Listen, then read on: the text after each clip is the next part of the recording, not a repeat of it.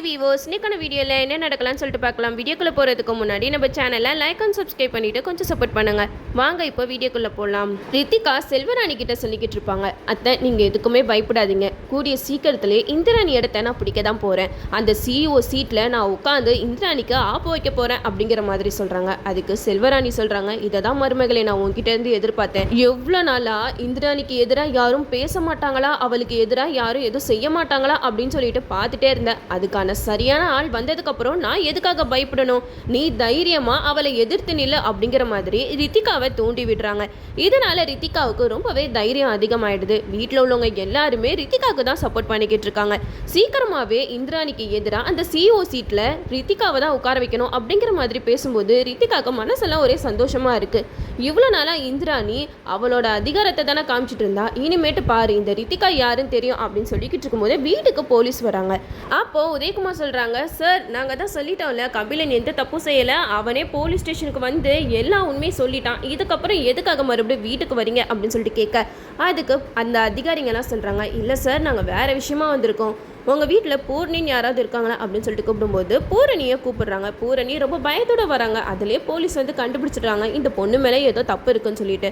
அப்போ அந்த அதிகாரிங்கெல்லாம் பூர்ணிக்கிட்ட கேட்குறாங்க, அந்த ரிசார்ட்டில் ஒரு பையன் இறந்துருக்கான், அந்த ரிசார்ட்டில் நடந்த பார்ட்டிக்கு நீங்களும் தானே போயிருக்கீங்க அப்படிங்கிற மாதிரி விசாரிக்கும் போது பூரணி தெரியாதனமாக உளறிடுறாங்க. சார் நான் அந்த ரிசார்ட்டுக்கு பார்ட்டிக்கு போனேன், ஆனால் கொலையெல்லாம் செய்யலை அப்படிங்கிற மாதிரி சொல்லும்போது அந்த அதிகாரி சொல்கிறாங்க, ஏமா உன்கிட்ட ரிசார்ட்டுக்கு போனியா தான் நான் கேட்டேனே தவிர கொலை செஞ்சியான்னு நான் கேட்கலையே, நீ ஏன் எதுக்கு இப்படியெல்லாம் சொல்கிற அப்படின்னு சொல்லிக்கிட்டு இருக்காங்க. அப்போ அயலி வராங்க, சார் திடீர்னு வீட்டுக்குள்ளே வந்து இந்த மாதிரி கொலையை பற்றி விசாரிக்கும் போது அந்த பொண்ணு பயத்தில் என்ன சொல்லுவா, அவள் அந்த கொலையை பண்ணலன்னு தானே சொல்லுவா, அதனால தான் அவள் பயத்தில் அப்படி சொல்லியிருக்கா அப்படின்னு சொல்லிட்டு அயலி வந்து பூரணிக்கு சப்போர்ட் பண்ணி பேசுகிறாங்க. இதெல்லாம் கேட்டுட்டு அதிகாரிங்கெல்லாம் சொல்கிறாங்க, இங்கே பாருங்கம்மா பாடி வந்து ஃபாரன்சிக் டிபார்ட்மெண்ட்டுக்கு போயிருக்கு, எங்களுக்கு ஏதாச்சும் ஒரு சின்ன க்ளூ கிடச்சா கூட நாங்கள் இங்கே தான் மறுபடியும் வந்து விசாரிப்போம் அப்படிங்கிற மாதிரி சொல்லிட்டு போயிடுறாங்க. அப்போது பூரணி செம்மையாக அழுதுகிட்டு இருக்காங்க.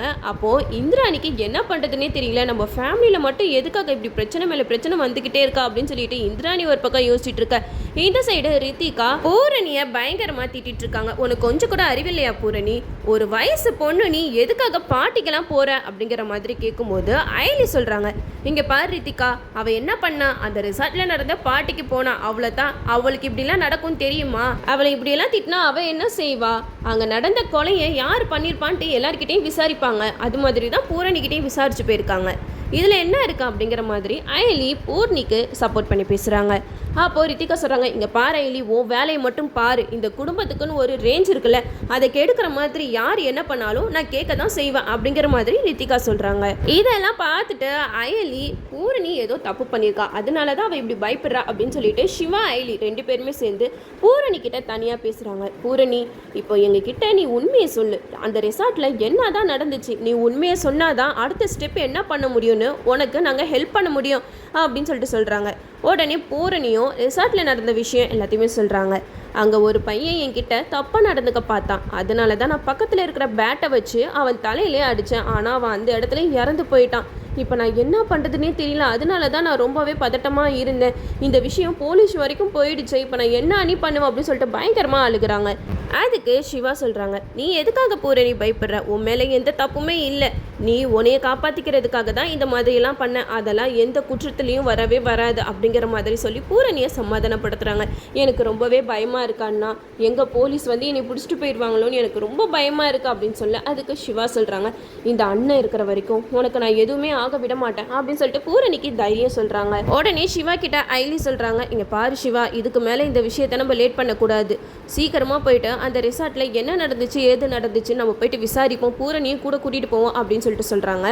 அப்போ அயலி வந்து எல்லாருக்கிட்டையுமே நான் வந்து ஸ்கூலுக்கு கிளம்புறேன், டைம் ஆச்சு அப்படின்னு சொல்லிட்டு போகிறாங்க. அப்போ ரித்திகா வந்து அயலியை செம்மையாக திட்டுறாங்க, என்ன அயலி உனக்கு கொஞ்சம் கூட பொறுப்பே இல்லையா, குடும்பத்தில் எவ்வளோ பெரிய பிரச்சனை போய்கிட்டு இருக்கு, இப்போ உனக்கு வேலை தான் முக்கியமா, ஏன் நீ ஒரு நாள் கூட லீவ் போடவே மாட்டேங்கிற அப்படிங்கிற மாதிரி ரித்திகா கேட்க, அதுக்கு இந்திராணி சொல்கிறாங்க, எங்க பாரு ரித்திகா, நீ கொஞ்சம் அமைதியாயிரு, அயலி நீ கிளம்பு அப்படின்னு சொல்கிறாங்க. அதுக்கு ரித்திகா அயலியை பார்த்து செம்மையாக முறைக்கிறாங்க, என்ன இந்த இந்திராணி எப்போ பாரு அயலிக்கே சப்போர்ட் பண்ணிக்கிட்டு இருக்கா அப்படின்னு சொல்லிட்டு பயங்கர கோவப்படுறாங்க. இந்த சைடு நம்ம அயலி சிவா ரெண்டு பேருமே சேர்ந்து அந்த ரிசார்ட்டில் என்ன நடந்துச்சுன்னு விசாரிக்கிறதுக்காக போகிறாங்க. அங்கே போனால் அயலி சிவா இவங்க 2 பேரும் வரதை பார்த்துட்டு பூரணியையும் பார்த்துட்டு எதுக்காக இவங்க இப்போ இங்கே வராங்க அப்படின்னு சொல்லிட்டு எல்லாரும் பயப்பட ஆரம்பிக்கிறாங்க. அங்கே போய்ட்டு அயலி ரிசார்ட் மேனேஜர் கிட்ட விசாரிக்கிறாங்க. அப்போ சொல்கிறாங்க, ஏம்மா இங்கெல்லாம் வந்து நீங்கள் எதுவும் விசாரிக்கக்கூடாது, அதுதான் போலீஸ்கிட்ட போயிடுச்சுல, அவங்க எல்லாத்தையும் பார்த்துப்பாங்க அப்படின்னு சொல்கிறாங்க. அப்போ அயலிக்கு அங்கே இருக்கிறவங்க மேலெல்லாம் டவுட் வருது, ஏதோ இந்த கேஸை திசை திருப்புற மாதிரி இருக்கா அப்படின்னு சொல்லிட்டு அயலி யோசிக்கிறாங்க. பூர்ணி கிட்ட கேட்குறாங்க, எந்த இடத்துல அவனை நீ மட்டையால் அடிச்சா அப்படின்னு சொல்லிட்டு கேட்கும்போது அந்த இடத்துக்கு கூட்டிகிட்டு போகிறாங்க. அங்கே போனால் அங்கே ஒரு பபுள் கம் இருக்கா, அதையும் எடுத்து வச்சுக்கிறாங்க அயலி. அங்கே சிசிடிவி கேமரா இருக்குது. அப்போ அங்கே இருக்கிறவங்க கிட்ட சிசிடிவி கேமராவை செக் பண்ண சொல்லி கேட்குறாங்க. அந்த சிசிடிவி கேமராவை செக் பண்ணும்போது அங்கே அந்த பையன் பூர்ணி கிட்ட தப்பாக நடந்துக்கிறது எல்லாமே அதில் பதிவாயிருக்கு. அதுக்கப்புறம் என்ன நடந்துச்சுன்றது பதிவாகவே இல்லை, ஏன்னா இங்கே அடிக்கடி கரண்ட் போகும் அப்படின்னு சொல்லிட்டு பூரணி சொல்லியிருப்பாங்க. அந்த மாதிரியே அயலி வந்து அங்கே இருக்கிற மேனேஜர் கிட்ட விசாரிச்சிருப்பாங்க, இங்கே என்ன அடிக்கடி கரண்ட் போகுமா அப்படின்னு சொல்லிட்டு கேட்கும்போது அதுக்கு அந்த மேனேஜர் சொல்கிறாங்க, அதெல்லாம் இல்லைம்மா, கரண்ட் எல்லாம் போகாது, ஆனால் சம்பவம் நடந்த அன்னைக்கு யாரோ மெயின் ஆஃப் பண்ணியிருக்காங்க அப்படின்னு சொல்கிறாங்க. இதெல்லாம் வச்சு பார்க்கும்போது அயலி சிவா கிட்ட சொல்கிறாங்க, சிவா உனக்கு நல்லா புரியுதா, இதெல்லாம் யாரோ திட்டம் போட்டு தான் செஞ்சுருக்காங்க அப்படின்னு சொல்லிட்டு அயலி சொல்கிறாங்க. நம்ம பூரணி கிட்ட கேட்குறாங்க, பூரணி உன்னை எதுக்காக அந்த பையன் தேவையில்லாமல் வம்பு பண்ணான் அப்படின்னு சொல்லிட்டு கேட்கும்போது பூரணி சொல்கிறாங்க, நான் எதுவுமே செய்யலக்கா, அவனா சும்மா வந்து பேசிக்கிட்டே இருந்தான், ஒரு கட்டத்துக்கு மேலே அவன் எல்லாம் மீறின மாதிரி தெரிஞ்சிச்சு, அதோட தானே அவனை அடித்தேன் அப்படின்னு சொல்லிட்டு சொல்கிறாங்க. இதெல்லாம் எதனால நடக்குதுன்னா, இந்திராணிக்கும் அந்த மினிஸ்டருக்கும் ஏதோ ஒரு சின்ன பகை இருக்கும். அதை காரணம் காட்டி இந்திராணி குடும்பத்தை பழி வாங்கணும்னு சொல்லிட்டு தான் பூரணி கிட்ட தப்பாக நடந்துக்கிறதுக்கு ஒரு ஆளை செட் பண்ணி அமுச்சு வச்சுருப்பாங்க. அந்த பையனை வந்து பூரணி கிட்ட தப்பாக நடந்திருப்பான். ஆனால் பூரணி ஒரு கட்டத்துக்கு மேலே கோபம் அதிகமாகி அவனை கொலையே பண்ணிட்டாங்க. இதெல்லாம் வச்சு தான் எப்படியாவது இந்திராணி ஃபேமிலியை அசிங்கப்படுத்தணும் அப்படின்னு சொல்லிட்டு அவங்க பிளான் போட்டிருக்காங்க. பட் இதை வந்து நம்ம அயலி சிவா 2 பேருமே எப்படியெல்லாம் இன்வெஸ்டிகேஷன் பண்ணி கண்டுபிடிக்கிறாங்கன்னு சொல்லிட்டு நம்மளும் பார்ப்போம். இந்த இடத்துல நம்ம அயலி இன்வெஸ்டிகேஷன் பண்ணுறதை பார்த்துட்டு மினிஸ்டரோட பையன் வராரு.